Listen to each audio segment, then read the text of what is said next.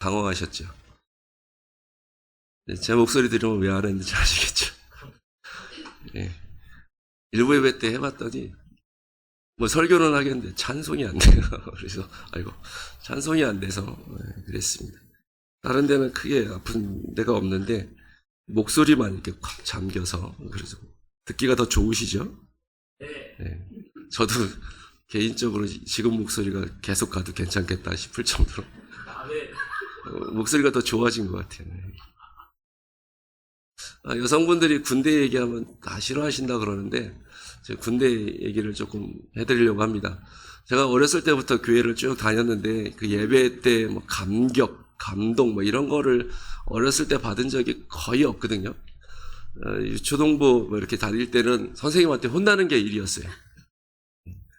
그때 이제 의자도 있었지만 바닥이 이렇게 신발 벗고 들어가던 예배당이었는데 제가 그 밑으로 이렇게 막 다니고 이러고 아니면 의자를 뛰어넘고 이러니까 선생님이 가만 조용히 하라고 뭐 가만히 있어 막 이러면서 혼났던 기억이 많이 있습니다. 그래 뭐 재미는 있었는데 감동이 있다 이런 생각은 별로 안 들었던 것 같아요. 근데 딱 제일 처음 제가 예배를 드리면서 감격에 눈물을 흘리고 이게 위로구나라고 느꼈던 데가 군대 가서입니다.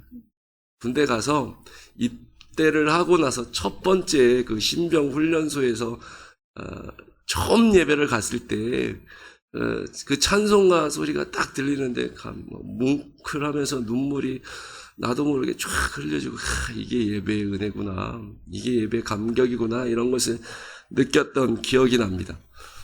그리고 제대할 때는 이제 군대에서 받은 거 다 반납하고 나오잖아요. 그것도 이제 반납하고 나왔던 것 같아요. 그래서 나와서 한동안 예배를 드리면서 예배의 감동이 있고 뭐 예배의 기쁨이 있고 이런 것을 거의 못 느꼈던 것으로 제 기억에 여전히 남아 있습니다.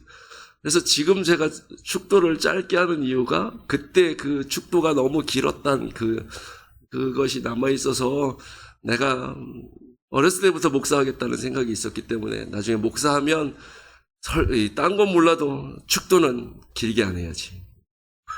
그때 결심한 게 지금 실천하고 있습니다. 제가 뒤끝이 되게 길거든요. 여러분 어떠세요? 여러분들은 예배의 감동과 감격을 언제 느껴보셨나요? 예수님께서 이제 메시아로 이 땅에 오셔서 사역을 해 가십니다. 본격적으로 제자들도 부르시고 병자들도 고치시고 귀신 들린 사람들을 만나면 귀신을 내어 쫓으시기도 하고 그렇게 또 많은 사람들에게 말씀을 가르치시기 시작하셨습니다. 그래서 예수님이 이 유대인들 가운데 이스라엘 가운데 명성이 점점 높아지기 시작했어요. 쉽게 말하면 인기가 높아지기 시작했다는 것입니다. 그런 와중에서 그렇게 바쁘게 사시는 사역하시면서도 예수님은 기도하기를 쉬지 않았다라고 성경은 말씀해 주고 있습니다. 그렇게 열심히 사역을 해가시면서 사람들 가운데 인기가 예수님이 사람들 가운데 이목이 집중되어 가자 이제 예수님에 대해서 주의 있게 보기 시작하는 사람들이 등장하는데 사두개인, 바리새인, 헤롯 땅, 서기관들 이런 사람들입니다. 이런 사람들은 대부분 유대 사회의 지도자격의 그런 사람들이다라고 볼 수 있습니다. 나름대로 정치를 이끌어가거나 아니면 종교를 이끌어가거나 아니면 사회적으로 이렇게 영향력 있는 사람들이 바로 이런 사람들이었는데 이 사람들이 예수님을 주목해서 보기 시작합니다. 그리고 다 이제 반대하게 되는 것이죠. 예수님께서 죄인들을 병자들을 고치시면서 내 죄가 사해졌다라고 선포하시자 이 사람들은 저건 신성모독이다라고 반응을 합니다. 죄를 사하는 권한은 하나님께만 있는데 저 예수는 하나님이 아니면서 죄를 사한다라고 얘기하니 신성모독이다 이렇게 반응을 했고요. 예수님이 세리들과 함께 식사를 하셨습니다. 세리들은 세금 거두는 사람들인데 이 세금 당시에 세금을 거두는 사람들은 다 이 유다 이스라엘을 통치하고 있던 로마에 빌붙어서 살고 있는 사람이니까 우리로 치면 다 친일파 같은 사람들이거든요. 그래서 유대인들은 세리는 죄인 중에 죄인이다라고 다 생각을 했는데 그 세리들과 함께 식사를 하시니까 저 사람은 죄인들의 친구고 우리가 세리들을 가까이 상종하지 않는 것처럼 저 예수도 같이 상종할 자가 아니다라고 판단을 했던 것입니다. 또 예수님께서 보니까 예수님이 금식을 안 하시는 것을 보게 됩니다. 당시에 바리새인들이나 이런 경건하다라고 생각되는 사람들은 다 일주일에 2번씩 금식을 했습니다. 그런데 이 예수님도 그렇고 예수님의 제자들도 그렇고 전혀 금식을 안 하시는 것을 보고 저 예수는 그리고 그 따르는 제자들은 경건하지 못한 사람이다. 그러니까 우리가 가까이 할 자가 아니다라고 생각을 했던 것이죠. 이처럼 예수님이 사역 초기부터 이런 사두개인이나 서기관이나 바리새인들 이런 사람들과 서로 대립을 하면서 서로 마찰을 많이 일으키시는 그런 모습을 보여주게 되는데 이런 대립하시는 것은 예수님이 사역 끝날 때까지 예수님이 십자가에 죽으실 때까지 계속해서 이어지는 것을 볼 수 있습니다. 예수님의 관점과 이 바리새인들, 사두개인들, 서기관들의 관점이 너무나도 달랐기 때문에 그렇게 서로 갈등할 수밖에 없었던 것이죠. 예수님과 갈등한다는 얘기는 이런 사람들이 그만큼 하나님을 믿는다라고 생각하고 바르게 산다고 하지만 하나님으로부터 말씀으로부터 멀리 떨어져 나갔다라는 사실을 보여주고 있는 것이기도 합니다. 오늘 우리가 읽은 누가복음 6장 1절부터 11절 말씀에도 예수님과 이 바리새인들이 안식일의 문제 때문에 안식일을 어떻게 지키는 것이 옳은가 하는 문제 때문에 서로 갈등하고 대립하는 그 일화 두 가지가 기록되고 있는 것을 보게 됩니다. 첫 번째 일화는 이런 것입니다. 예수님이 제자들과 함께 밀밭이 양쪽으로 있는 좁은 길을 이렇게 걸어가시고 있었습니다. 그런데 식사 때가 되어서인지 제자들이 배가 고팠던 것 같아요. 그래서 밀 이삭을 손으로 꺾어서 손으로 비비어서 그 속에 있는 부드러운 알맹이를 먹었다라고 얘기를 하고 있습니다. 예수님과 제자들이 가고 있지만 실제적으로는 예수님을 좋아하고 예수님을 따르는 많은 무리들 또 예수님을 감시하고 있는 이런 바리새인들도 같이 가고 있었던 것으로 보여져요. 그래서 이 사람들이 제자들이 이 밀 이삭을 비벼서 먹는 것을 보았는데 그것은 먹는 것은 상관이 없습니다. 우리나라에서 보면 남의 농작물을 이렇게 마음대로 먹는다 그러니까 비난할 법도 한데 이스라엘의 율법에 의하면 배고픈 사람들은 가난한 사람들은 언제든지 포도원에 들어가서 포도를 따먹어도 괜찮고 밀밭에 있는 밀을 꺾어서 자기 손으로 비벼서 먹어도 괜찮습니다. 단지 포도원에 들어가서 먹는 게 아니라 이렇게 그릇 갖고 가서 대량으로 따가면 도둑질. 그 안에서 그냥 먹기만 하고 나오면 괜찮아요. 이게 율법이었어요. 밀밭에 가서 그 이삭을 꺾어서 비벼서 먹는 거 괜찮습니다. 근데 가서 낫을 들어서 추수해서 가지고 오면 도둑질 이렇게 되어 있습니다. 하나님께서는 이스라엘 백성들에게 가난한 사람, 어려운 사람들을 돌보라라고 말씀하셨고 그 정신을 율법 안에 담아두셨기 때문에 제자들이 밀밭을 지나면서 이삭을 꺾어서 손으로 비벼 먹는 것은 전혀 문제가 없는 일이었습니다. 그런데 그 날이 안식일이다라는 것이 문제가 되었던 것이죠. 이스라엘 백성들은 안식일에는 일하면 안 된다라는 그런 율법을 다 알고 있었습니다. 그리고 이 이스라엘의 율법 교사들, 율법을 연구해서 자세히 설명해주는 이 선생님들이 어떻게 하면 이 율법을 더 잘 지킬 수 있을까를 고민하면서 이스라엘 백성들에게 가르쳐 주기를 너희가 율법에는 일하지 말라라고 되어 있는데 이 율법을 잘 지키기 위해서 절대로 일을 하지 않기 위해서 이런 일을 하면 되고 이런 일은 하면 안 된다라는 것을 조목조목 해석을 해서 쫙 길게 설명해 준 것이 있었습니다. 이것을 우리가 흔히 장로들의 유전이다 전해져 내려오는 법전이다라고 얘기를 하는데, 이 장로들의 유전이라고 얘기하는 이 규칙에 의하면 크게 39가지의 해하지 말아야 될 행동들이 있었고, 그것도 39가지 밑으로 이 랍비라고 하는 이 이스라엘의 유대인들의 선생님들이 더 자세하게 주석을 막 붙여서 하면 될 것과 안 될 것들을 상당히 많이 이렇게 세세하게 가르치고 있었습니다. 그 중에 하나가 타작하면 안 된다. 꺾는 것까지는 되는데 알곡에 붙어있는 껍질을 벗기는 행위는 어떤 일을 이든지 그것은 타작하는 행동이기 때문에 하면 안 된다. 손으로 비비든 기계로 하든 타작하는 행위는 안 된다라고 그렇게 랍비들이 가르쳤습니다. 그래서 이 예수님의 제자들이 밀밭 사이를 지나면서 알곡을 꺾는 것까지는 괜찮은데 이것을 비볐잖아요. 그래서 먹었잖아요.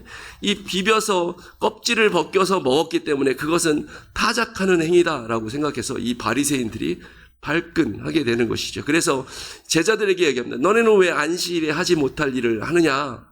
이것은 제자들을 향해서 한 말이긴 하는데 사실은 예수님 들으라고 한 말이죠. 근데 당신이 선생님이면서 왜 제자들이 이렇게 밀을 꺾어서 이렇게 손으로 비벼 먹는 안식일에 하면 안 되는 저 타작 행위를 하고 있는데 왜 말리지 않고 왜 책망하지 않습니까? 그것을 왜 방치합니까? 라는 것을 이제 간접적으로 돌려서 제자들에게 하는 것입니다. 예수님께서는 이 말을 들으시고 바리새인들에게 이렇게 얘기하십니다. 너 다윗의 얘기를 읽어보지 못했느냐? 다윗이 이 제사장에게 가서 제사장들만 먹을 수 있는 진설병을 받아서 자기도 먹고 같이 한 사람이 같이 먹은 일 너는 모르느냐? 이렇게 얘기를 합니다. 성경에 보면 다윗이라는 이스라엘의 유명한 임금 다 아시죠? 이 다윗 왕이 전임 왕인 사울 왕에게 쫓겨서 도망을 다니고 있었는데 다윗이 이 도망치던 시절에 놉이라고 하는 땅으로 갔는데 거기에 하나님을 섬기는 성막이 있었던 것으로 보여집니다. 성막에 가서 이 제사장을 찾아갔습니다. 그래서 먹을 것을 좀 달라고 얘기를 하는데 이 제사장이 지금 먹을 거라고는 진설병밖에 없습니다. 그런데 이 진설병은 율법에 보면 제사장들만 먹어야 된다라고 분명히 설명이 되어 있거든요. 그래서 진설병밖에 없는데 당신과 당신이 함께하는 사람들이 성결하다면 깨끗하다면 내가 이 진설병을 주겠습니다 라고 얘기를 해서 다윗이 그것을 받아서 먹었다라고 얘기를 하고 있습니다. 그러니까 이 다윗의 행위는 그리고 이 진설병을 다윗에게 건너준 아히멜렉이라는 이 제사장의 행동은 율법에 있는 내용대로라면 진설병은 하나님께 드린 떡이기 때문에 제사장만 먹어야 된다라고 얘기하는 그 말씀을 어긴 것처럼, 그러니까 율법을 위한 것처럼 이렇게 보이는데 이 이스라엘의 유대인의 랍비들이 이 사건을 가르쳐서 뭐라고 가르쳤냐면 다윗도 그렇고 제사장도 그렇고 율법을 어긴 게 아니다. 분명히 율법에는 진설병은 제사장만 먹어야 된다라고 가르치고 있긴 하지만 그보다 큰 율법이 이웃을 내 몸과 같이 사랑하라라는 율법이기 때문에 제사장이 배고픈 다윗을 너무나도 나그네를 대접하고 그 사랑하는 마음으로 내어준 것이라서 율법을 어긴 것이 아니라 오히려 율법을 실천한 것이다. 그래서 다윗도 제사장 아히멜렉도 율법을 범한 죄를 지은 것이 아니다. 이렇게 가르쳤습니다. 그러니까 예수님이 그 얘기를 하시는 거예요. 야, 내 제자들 배고파서 이것을 비벼서 먹었는데 그것은 율법에 기록된 것도 아니다.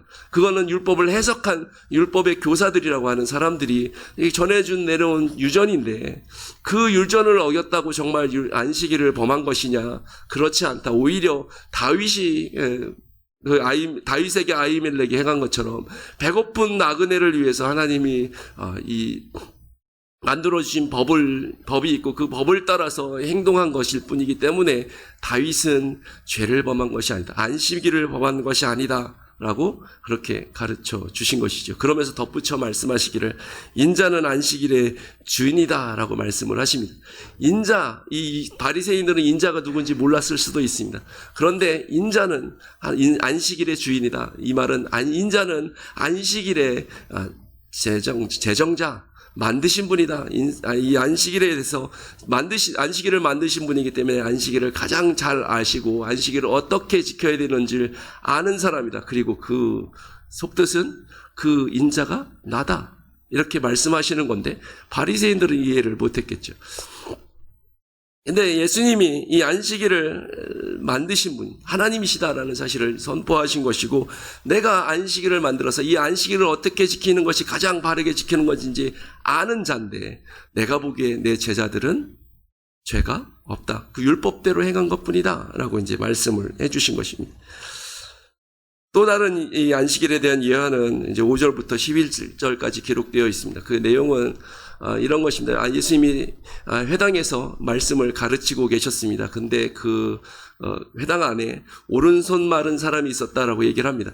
오른손이 말랐다는 얘기는 이 근육이 수축되거나 아니면 상해서 오른손을 못 쓰는 사람이다라고 얘기하는데, 의학적으로 보면 혈관계통에 문제가 생겨서 근육이 손상됐거나 아니면 신경계통에 문제가 생겨서 근육이 수축돼 갖고 말을 못 쓰게 된 사람일 거다, 이렇게 추측을 합니다. 뭐 손상이 됐던 수축이 됐던 어쨌든 손을 못 쓰는 사람인 것이죠. 그런데 바리새인들이 보기에 이 예수님을 고소할 증거로 이 사람을 활용하면 가능하겠다라는 생각이 든 겁니다. 그래서 누가복음에는 그렇게 되어 있지 않고 그냥 엿봤다 이렇게만 기록되고 있는데, 이렇게 잘 예수님이 고치나 안 고치나 이렇게 지켜보고 있었던 것처럼 되어 있는데, 마태복음 12장에 똑같은 내용이 기록되고 있는데, 마태복음의 말씀에 보면 이 바리새인들이 예수님한테 가서 얘기를 합니다. 안식일에 병을 고치는 것이 옳습니까? 라고 일부러 물어봐요. 손 마른 사람이 있고, 그러니까 아픈 사람이 있고, 그 사람을 마치 의식하듯이 병 고치는 게 뭐 옳습니까? 라고 질문한다는 것은 이 일을 통해서 고치면 고소하고, 안 고치면 이 사람은 말과 행동이 다른 뭐 이런 사람으로 이제 매도하기 위한 그런 방법으로 이렇게 질문한 것으로 보여집니다. 예수님의 이런 바리새인들의 생각을 하시고 그 손마른 사람을 가운데로 일으켜 세우십니다. 오히려 공개적으로 이 사람들을 다, 이 바리새인들뿐만 아니라 거기에 회당에 있는 모든 사람들이 주목해 볼 수 있도록 일으켜 세우신 것이죠. 그리고 예수님께서는 안식일을 어떻게 지키는 것이 정말 옳은 것인지 알려주시기 위해서 이 바리새인들과 사람들에게 질문하십니다. 안식일에 성을 행하는 것과 악을 행하는 것, 생명을 구하는 것과 죽이는 것, 어느 것이 옳으냐라고 물으십니다. 이 질문은 안식일에 선을 행하는 것이 과연 정말 하나님이 명하신 안식일을 범하는 것이냐, 그게 하나님이 아무 일도 하지 말라고 했다는 그 명령을 제대로 지키는 것이냐라고 질문한 것입니다. 근데 이것에 대해서 아무도 대답을 할 수가 없었어요. 왜냐하면 랍비들이 안식일에 선을 행하는 것이 옳다라고 가르쳐 왔기 때문에, 그 안식일의 가르침을 다 알고 있던 유대인들은 이것에 예수님의 질문에 아무런 대답을 할 수 없었습니다. 그래서 예수님은 그 오른손 마른 사람들을 향해서 내 손을 펴라 라고 명령하십니다. 그리고 이 사람이 움직일 수 없던 손을 폈을 때 그 손이 회복되었다, 원리대로 건강해졌다라고 말씀해 주고 있습니다. 이 회당에 모여있던 바리새인들은 예수님을 고소할 수가 없었죠. 왜냐하면 사실 예수님이 무엇이 옳으냐라고 얘기했을 때 아무도 대답을 못했기 때문에 침묵은 긍정, 동조한 겁니다. 그래서 이 바리새인들이 예수님을 고소할 수가 없었습니다. 또 예수님이 행하신 것이 선한 일이기 때문에 더더욱 고소할 수 없다는 사실을 깨달은 것이죠. 이렇게 예수님께서는 다시 한번 이 바리새인들의 잘못된 생각을 잠재우시고 안식일을 지키는 것이 어떤 것인지 우리에게 가르쳐 주고 있습니다. 이 두 가지 일화를 통해서 예수님께서 안식일을 어떻게 지키는 것인지 우리에게 분명히 말씀해 주시고 계신데, 배고픈 사람을 그 허기짐에서부터 면하도록 그렇게 안내하고 배려하고 하나님의 은혜와 사랑을 베풀어 주시는 것, 베풀 수 있도록 해주시는 것이 안식일을 지키는 방법이다라고 알려주신 것이고, 또 손 마른 사람을 고쳐주심으로 하나님이 힘들고 어려워하는 사람의 그 허물을, 그 멍에를 벗겨주고 그를 도와서 회복케 하는 일을 행하는 것이 바로 안식일을 바르게 지키는 것이다. 하나님이 원하시는 생명을 살리고 구하고 선한 일을 행하는 것이 안식일을 바르게 준수하는 것이다라고 가르쳐 주신 것입니다. 이런 예수님의 가르침에 이 바리새인들이 그렇구나, 우리가 지금까지 잘못 배워왔구나. 그러니까 안식일은 이런 일을 해야 되고 이렇게 해야 되는구나라고 깨닫고 반성하고 회개한 것이 아니라 오늘 우리가 읽은 성경에 보면 그들이 분노했다. 노기가 가득했다라고 얘기를 하고 있습니다. 이 노기가 가득했다라는 것은 거의 광기 어린 분노를 나타냈다라는 것이죠. 여러분 너무너무 화가 나면 이성이 사라지죠. 저만 그래요? 이 정상적으로 생각하던 게 사라집니다. 그래서 막 이게 나도 모르는 그런 폭력성과 거친 말들이 튀어나오기도 합니다. 근데 이 바리새인들이 예수님을 볼 때 그렇게 했던 거예요. 분명히 예수님께서 바른 교훈을 보여주시고 말씀해 주셨는데 이 바리새인들은 이 예수님이 교묘하게 율법을 파괴하고 안식일을 범하는 저런 사람이기 때문에 저를 반드시 제거해야 될 대상이다라고 그렇게 생각한 것 같아요. 그래서 이 예수를 도대체 어떻게 하면 좋을까? 아주 교묘한 아주 뱀의 혀를 가진 사람이다. 그렇기 때문에 저를 반드시 제거해야 되는데 어떻게 하면 좋을까? 말로는 이길 자신이 없고 막 이러면서 서로 의논했다. 이런 모습으로 보여주고 있다는 것이지. 이 광기의 분노는 예수님이 사역하는 내내 이어지고 결국은 이 분노가 예수님을 십자가에까지 이렇게 인도하는 그런 계기가 되는 것을 우리가 볼 수 있습니다. 이렇게 예수님께서 오늘 성경에서 이 안식일에 대한 얘기를 해주고 계신데 안식일을 하나님께서 왜 제정하셨을까? 어떻게 지키라고 제정하셨을까? 우리가 좀 구약 성경을 통해서 살펴보길 원합니다.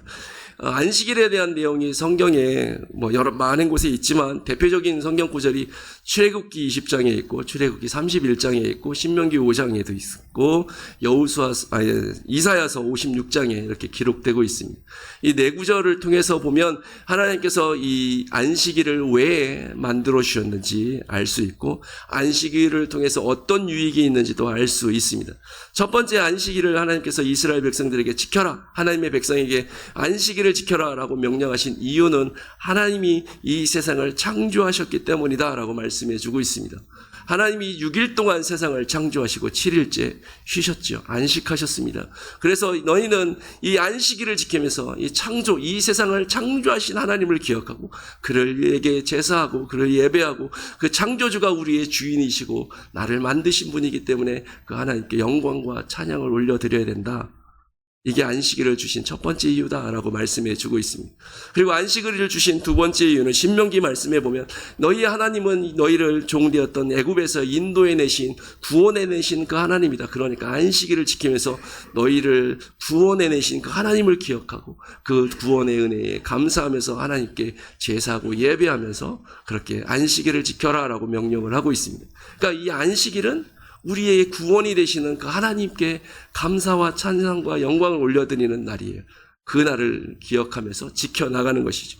그러면서 또한 이 안식일을 주신 이유는 이사야서 말씀해 보면 이 날을 너희가 잘 지키면 너희가 나의 백성이라는 것을 내가 알겠고 너희가 나를 정말 잘 섬긴다는 것을 나를 믿고 의지한다는 것을 내가 인정하겠다라고 말씀해 주고 있습니다. 그러니까 내가 하나님을 믿습니다라고 말만으로 고백을 했는데 이 말이 진짜라는 것을 증명하기 위해서 우리는 안식일을 지켜야 된다라고 얘기를 하고 있는 거예요. 그리고 그 안식일을 지키면 내가 복과 은혜를 주겠다라고 하나님께서 약속을 하십니다. 옛날 사람들은 하루 벌어서 하루 먹고 살았어요. 그래서 하루 쉬면 하루는 굶어야 되는 게 옛날 사람들입니다. 안 그런 사람도 있었지만 많은 사람들이 그렇게 하루 벌어서 하루 먹고 살았어요. 그런데 이스라엘 사람들은 누구나 너나 할 것 없이 부자들뿐만 아니라 가난한 사람도 하루는 일을 안 하고 쉬어야 됐어요. 이방 사람들이 보면 쟤네는 안식일 하루 쉬네. 쟤네는 그러면 6일만 먹고 하루는 금식하는 날이네. 이렇게 생각할 수 있습니다. 그런데 하나님이 뭐라고 약속하셨냐면 너희 6일 일해도 8일치 먹을 걸 주겠다. 안식일도 먹고 그 다음날 일해서 벌어야지 그 다음날 먹을 수 있으니까 그 일할 수 있는 그 날도 안식일 다음날도 먹을 수 있는 8일치의 양식을 내가 주겠다. 그러니까 하나님이 그 8일치의 양식을 줄 것을 믿고 안식해라. 안식일을 지켜라. 그게 내가 나를 믿는다라는 그것이 신앙의 고백인 줄 내가 알겠다. 이렇게 얘기를 하셨거든요. 그래서 이스라엘 백성들이 그 믿음의 고백을 안식일을 지키면서 하는 것이죠. 일을 하는 것을 멈추고 하나님을 예배하고 제사하면서 지켰던 것입니다. 이게 안식일에 주신 목적이고 이유고 그렇습니다. 안식일을 지키는 방법은 아주 간단합니다. 하던 일을 안 하는 거예요. 내가 생업으로 하던 일, 평소 나를 위해서 하던 일을 안 하는 것입니다. 그래서 나만 일을 안 하는 것이 아니라 내 종들도 일을 안 하고 내 집의 가축들도 일을 안 했습니다. 옛날에는 소나 말이나 나귀가 이 밭을 갈아야지 농사를 지을 수 있었는데, 아니면 짐을 옮길 때 이런 짐승들을 통해서 짐을 옮겼는데, 짐승들도 안식하고 주인인 나만은 안식이 아니라 내 종들까지도 다 안식을 누릴 수 있도록. 그래서 진정한 하나님의 안식이, 그날에는 심지어는 종들과 이 가축들도 하나님이 주신 안식을 누리면서 평안함을 누리고 쉼을 얻을 수 있도록, 그렇게 모든 사람들이 하나님이 창조주이시고 우리의 구원자이시고 우리가 믿고 신뢰하는 대상임을 깨달아 알 수 있도록 하는 날이 바로 안식일이었다라고 얘기를 하고 있습니다. 그날에 하는 일은 제사드리고 성회로 모이고 하나님이 기뻐하시는 일을 행하라라고 성경은 말씀해 주고 있습니다. 우리는 흔히 이렇게 얘기합니다. 구약의 안식일이 신약에는 주일로 대치되었다, 바뀌었다, 이렇게 배워갖고 알고 있습니다. 그렇죠? 그 사실 맞습니다. 구약의 안식일은 신약으로 그 날짜가 바뀌었다, 이렇게 생각하시면 됩니다.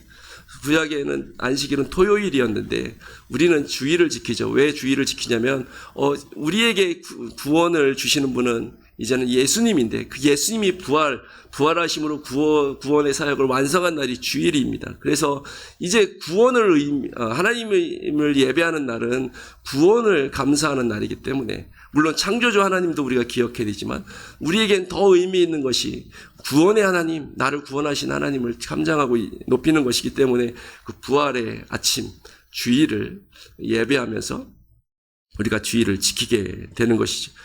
그러니까 우리가 주일을 지킬 때, 잘 지키려면 예배할 때마다 창조주 하나님을 기억하고 우리 구원의 하나님을 기억하고 구원의 은혜, 예수님을 통해서 우리를 구원해 주신 십자가를 지심으로 우리를 위해서 대신 죽으시고 보혈을 흘려주셨다. 그 피가 나의 죄를 깨끗게 하신다. 그래서 나를 구원하신다, 천국에 가게 하신다라는 그 은혜를 기억하면서 예배하고, 내가 하나님을 믿습니다라고 고백을 하는데, 이렇게 불편하게 인터넷으로 예배드리지 않고 굳이 교회에 나와서 예배드리는 것은, 이것이 나의 신앙의 고백입니다. 일종의 고백입니다. 내가 하나님 앞에 나와서 예배드림으로 말미암아 사람들이 나를 보고 저 사람 교회 가는 거 보니까 예수 믿는 사람이구나. 우리가 말로 증거하지 못해도 가장 기본적으로 내가 교회 가는 모습을 통해서 예수 믿는 사람이구나라는 것을 증거하고, 사람들이 나의 모습을 보면서 예수 믿는 사람은 저래야지 라고 깨닫게 될 테니, 그렇게 우리의 신앙을 고백하는 것이죠. 그리고 이렇게 예배하는 것을 통해서 하나님께서 약속하신 복과 은혜를 우리에게 주실 줄 믿고 그렇게 소망하는 그런 날이 바로 주일, 오늘 날의 안식일이라고 얘기할 수 있는 것이죠. 그러므로 우리는 예배를 하나님 앞에 기쁨과 감사와 영광 가운데 돌려드려야 합니다. 이것이 우리의 마땅한 본분이다라고 얘기할 수 있겠죠. 예배 드릴 때마다 그래서 하나님의 임재를 느끼고 하나님과의 친밀함도 경험하고, 그렇게 예배를 통해서 하나님이 받으시는 찬양과 영광을 올려드리는 것, 그것이 우리가 주일마다 해야 되는 일이다라고 얘기할 수 있습니다.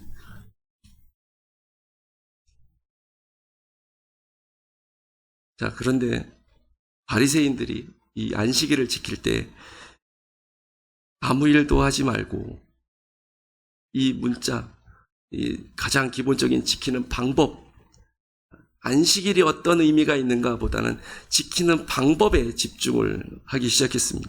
그래서 쓰여져 있는 문자, 거기에 집중을 하면서 아무 일도 하지 말아야 되기 때문에 어떻게 하면 이 말씀을 잘 지킬 수 있을까로 출발했던 것인데, 그래서 이것도 하지 말고 이것도 하지 말고 저것도 하지 말고 할 수 있는 일은 요 정도 일이다, 이렇게 쭉 쓰기 시작했습니다. 그 내용이 크게 봐도 39개 가지고 세세하게 말하면 말할 수 없을 정도로 많은 것들을 그렇게 만들어서 유대인들에게 가르치고 이렇게 해야 된다라고 일일이 얘기하기 시작했습니다. 그러자 유대인들이 드리는 이 지키는 안식일은 이제는 이 유대인들에게 짐이 되기 시작했어요. 하나님께서는 분명히 안식하라고, 사람들을 위해서, 복주기 위해서, 하나님을 기억하라고, 하나님께 집중하라고 안식일을 만들어 주셨는데, 처음에는 그렇게 하려고, 안식일을 잘 지키려고 어떻게 하면 잘할 수 있을까를 연구했었는데, 나중에는 그것만 남아서 이것이 오히려 이스라엘 사람들이, 유대인들이 안식일을 지키지 못하는 방해거리가 되어버리고 말았습니다. 예수님께서 나중에 이 바리새인들을 향해서 분노하며 책망하면서 뭐라고 얘기하시면, 너희는 사람의 교훈을 가지고 하나님의 계명을 어기고 있다, 이렇게 책망하시는 지경에 이르고 말았습니다. 선지자들은 물론 생업을 멈추라고 얘기하셨고 오락을 그만하고 얘기했습니다. 그래서 주일에, 이 안식일에는 하나님의 의를 나타내고 하나님의 영광을 나타내며 하나님이 기뻐하시는 일을 행하라고 얘기를 하긴 했는데, 그 문자에만 너무 집중하다 보니까 이 유대인들은 오히려 그것을 통해서 하나님이 명하신 창조주를 기억하는 것도 잊어버리고, 구원의 하나님을 기억하는 것도 잊어버리고, 신앙의 고백도 잊어버리고, 오히려 그냥 이날은 피곤한 날이야, 하지 말아야 될 것이 너무 많아. 그래서 옛날에는 그러니까 음식을 만들기 위해서는 불을 피워야 되는데, 안식일은 불을 못 피웁니다. 미리 다 만들어 놓거나, 아니면 그 깜빡이고 못 만들어 놓으면 하루 종일 굶어야 돼요. 피곤하고 불편한 날이 되고 있어요. 여행을 가더라도 한 1km, 2km 정도밖에 못 가요. 더 이상 넘어가면 안식일을 범하는 거기 때문에 안 됩니다. 그래서 멀리 가지도 못하고, 짐을 옮기고 싶어도 이걸 옮기는 것도 못하고, 심지어는 글씨 쓰는 것도 안 되고, 글씨 지우는 것도 안 되고,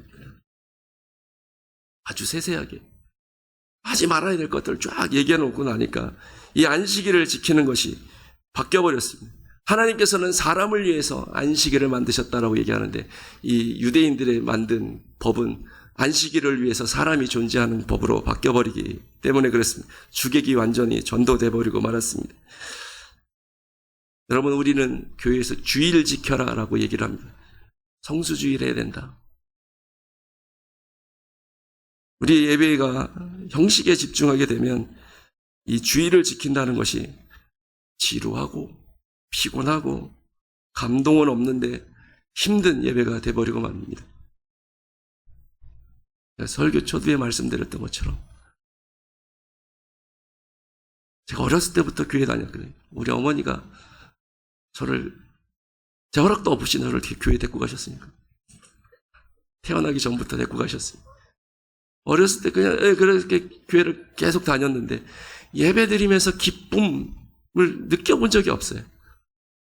설교는 얘기합니다. 예배는 축제예요. 예배는 기쁨이에요. 라고 얘기하는데 한 번도 그 축제를 맛본 적이 없어요. 이렇게 재미없는 축제는 하나님만 못하는 것 같아요. 이렇게 재미없는 예배 가운데 하나님이 도대체 뭘 받으시는 걸까? 그래서 예배는 내가 고통과 인내를 참고 하나님께 헌신해서 드리니까 그 고통과 인내를 받으시고 기뻐하시나? 이런 생각도 해본 적이 있습니다. 여러분, 예배 시간에 무엇을 드리세요? 내가 예배 드릴 때마다 얼마나 피곤한데요.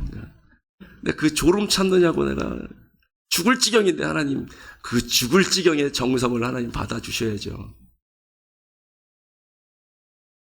이렇게 예배를 드리십니다.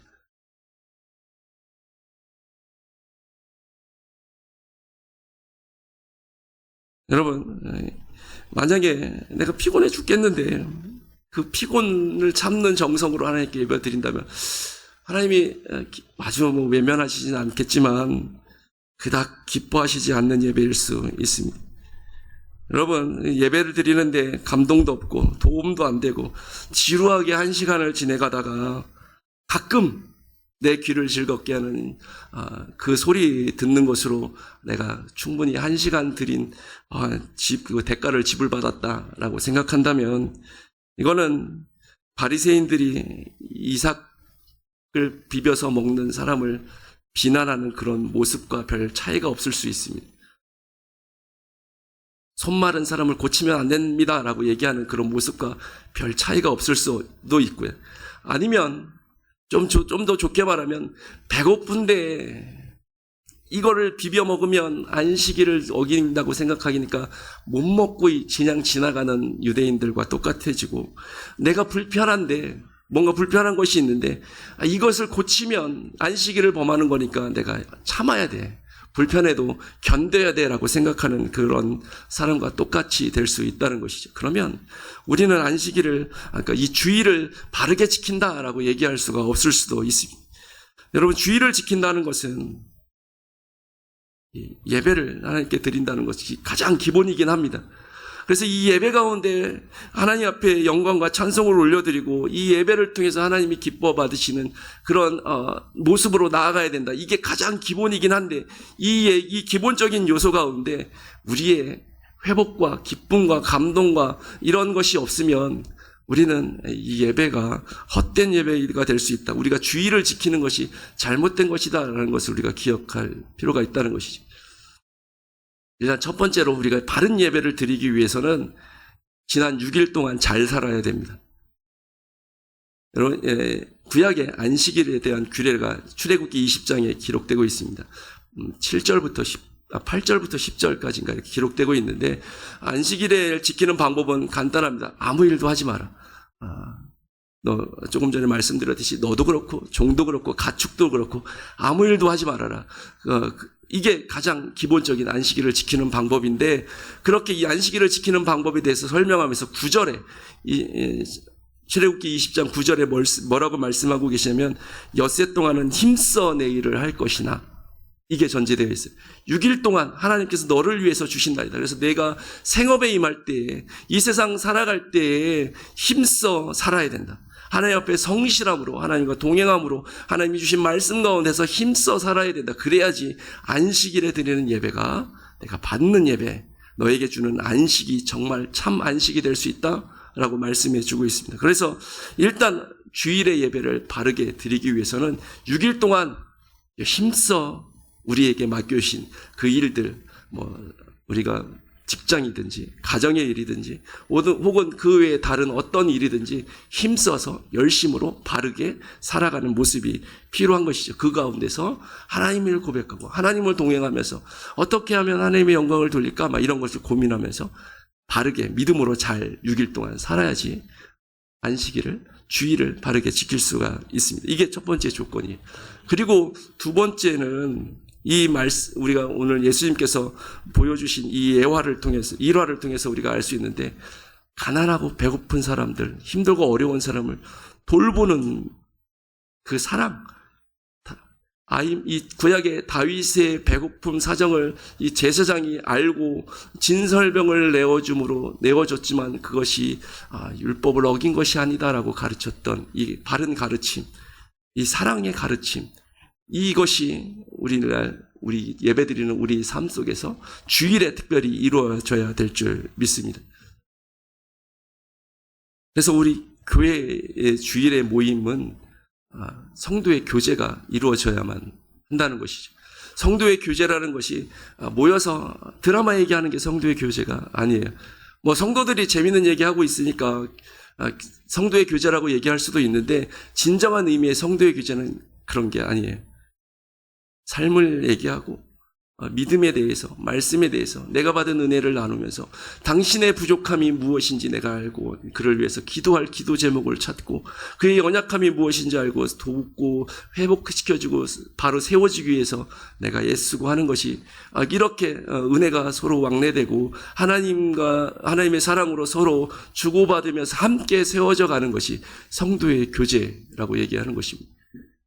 어떤 교회 성장 연구 보고 교회가 어떻게 하면 부흥할 수 있는가, 이거의 주제로 이렇게 쓰여진 책들이 한국에 많이 나와 있는데, 그 중에 한 권을 제가 읽은 것이 나오는 기억이 나는데, 어떤 내용으로 쓰여져 있었냐면, 만약에 어떤 교회든지 모든 교인들이 예배 끝난 다음에 10분만 교회 안에 머물 수 있게 한다면 그 교회는 반드시 부흥합니다.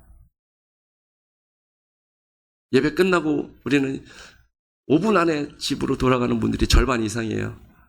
근데 그분 얘기는 모든 성도들이 10분 동안 예배 끝나고 10분 동안 머문다면, 그렇게 10분 동안 머물면서 서로 삶을 얘기하고 은혜를 나누고 그렇게 성도의 교제를 나눈다면 그 교회는 반드시 부흥합니다.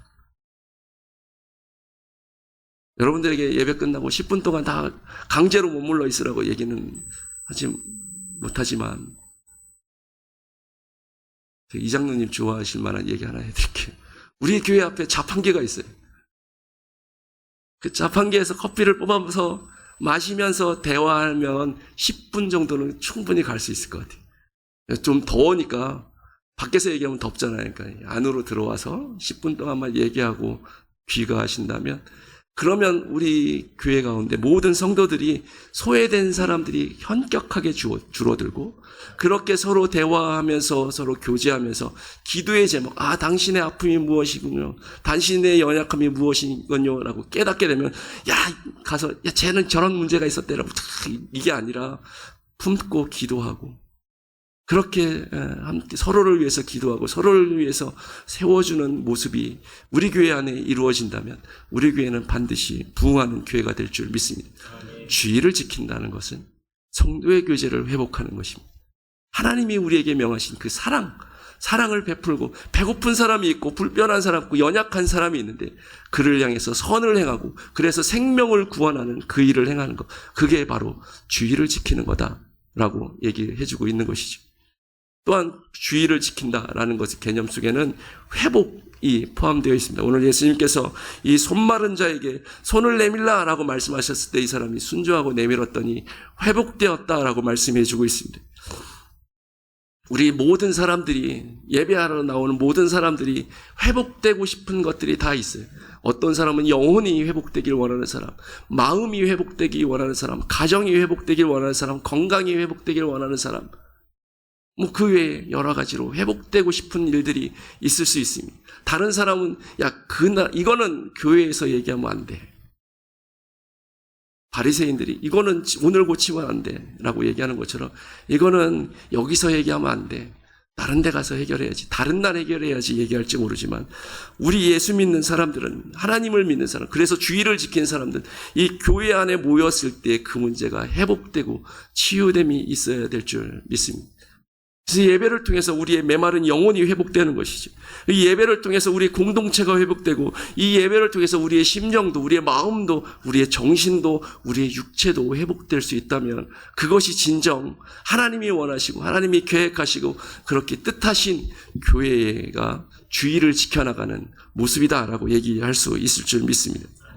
우리 가운데 이런 회복이 없다면 배고픈 상태로 그대로 왔다가 돌아갈 때도 여전히 배고프고, 불편한 모습으로 왔는데 여전히 돌아갈 때도 불편하고, 그래서 변한 것이 하나도 없고 그냥 참고 견디다가 1시간 때우고 돌아가는 것이 돼버린다면 우리는 여태까지 주의를 헛되게 지켜왔는지도 모르겠습니다.